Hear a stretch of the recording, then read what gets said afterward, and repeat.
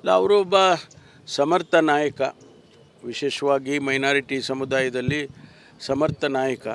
ಅವರಿಗೆ ಯಾವ ಕಾರಣಕ್ಕೆ ಅವರಿಗೆ ಮೊದಲನೇ ಕಂತಿನಲ್ಲಿ ತಪ್ಪಿದೆಯೇ ಅದು ನಮಗೆರಿಗೂ ಮಾಹಿತಿ ಇಲ್ಲ. ಆದರೆ ಎರಡನೇ ಕಂತಿನಲ್ಲಾದರೂ ಕೂಡ ಅವರಿಗೆ ಕೊಡಿ ಅಂತೇಳಿ ಇಡೀ ರಾಜ್ಯದಲ್ಲಿ ಬೇಡಿಕೆ ಕೊಟ್ಟಿದ್ದಾರೆ. ನಮ್ಮ ವರಿಷ್ಠರು ಅದನ್ನು ಪರಿಗಣಿಸ್ತಾರೆ ಅಂತ ಅಂದ್ಕೊಳ್ತೇನೆ. ಒಬ್ಬ ಸಮರ್ಥ ಸಚಿವ, ಒಳ್ಳೊಳ್ಳೆ ಕೆಲಸಗಳನ್ನು ಮಾಡಿದ್ದಾರೆ. ಅದರಿಂದ ಅವರಿಗೆ ಕೊಡೋದ್ರಲ್ಲಿ ಯಾವುದೂ ತಪ್ಪಿಲ್ಲ.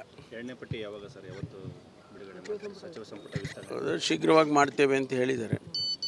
ಡೆಲ್ಲಿಗೆ ಏನಾದರೂ ಮತ್ತೆ ನಾನು ಡೆಲ್ಲಿಗೆ ಹೋಗಬೇಕು, ಹೋಗಿ ಧನ್ಯವಾದಗಳನ್ನು ಹೇಳಿ ಬರಬೇಕು. ನಮ್ಮ ವರಿಷ್ಠರುಗಳಿಗೆಲ್ಲ ನನಗೆ ಉಪಮುಖ್ಯಮಂತ್ರಿ ಮಾಡಿದ್ದಕ್ಕಾಗಿ ಧನ್ಯವಾದಗಳನ್ನು ಹೇಳಿ ಬರ್ತೇನೆ.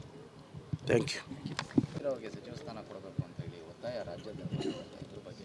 ಇಲ್ಲ, ಅವರು ಒಬ್ಬ ಸಮರ್ಥ ನಾಯಕ, ವಿಶೇಷವಾಗಿ ಮೈನಾರಿಟಿ ಸಮುದಾಯದಲ್ಲಿ ಸಮರ್ಥ ನಾಯಕ.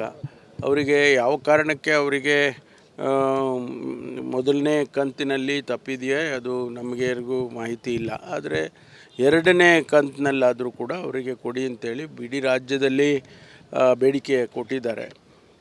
ನಮ್ಮ ವರಿಷ್ಠರು ಅದನ್ನು ಪರಿಗಣಿಸ್ತಾರೆ ಅಂತ ಅಂದ್ಕೊಳ್ತೇನೆ. ಒಬ್ಬ ಸಮರ್ಥ ಸಚಿವ, ಒಳ್ಳೊಳ್ಳೆ ಕೆಲಸಗಳನ್ನು ಮಾಡಿದ್ದಾರೆ. ಅದರಿಂದ ಅವರಿಗೆ ಕೊಡೋದ್ರಲ್ಲಿ ಯಾವುದೂ ತಪ್ಪಿಲ್ಲ. ಎರಡನೇ ಪಟ್ಟಿ ಯಾವಾಗ ಸರ್, ಯಾವತ್ತು ಬಿಡುಗಡೆ ಮಾಡ್ತಾರೆ? ಸಚಿವ ಸಂಪುಟ ವಿಸ್ತರಣೆ ಶೀಘ್ರವಾಗಿ ಮಾಡ್ತೇವೆ ಅಂತ ಹೇಳಿದ್ದಾರೆ. ಡೆಲ್ಲಿಗೆ ಏನಾದರೂ ಮತ್ತೆ ನಾನು ಡೆಲ್ಲಿಗೆ ಹೋಗಬೇಕು, ಹೋಗಿ ಧನ್ಯವಾದಗಳನ್ನು ಹೇಳಿ ಬರಬೇಕು. ನಮ್ಮ ವರಿಷ್ಠರುಗಳಿಗೆಲ್ಲ ನನಗೆ ಉಪಮುಖ್ಯಮಂತ್ರಿ ಮಾಡಿದ್ದಕ್ಕಾಗಿ ಧನ್ಯವಾದಗಳನ್ನು ಹೇಳಿ ಬರ್ತೇನೆ. Thank you.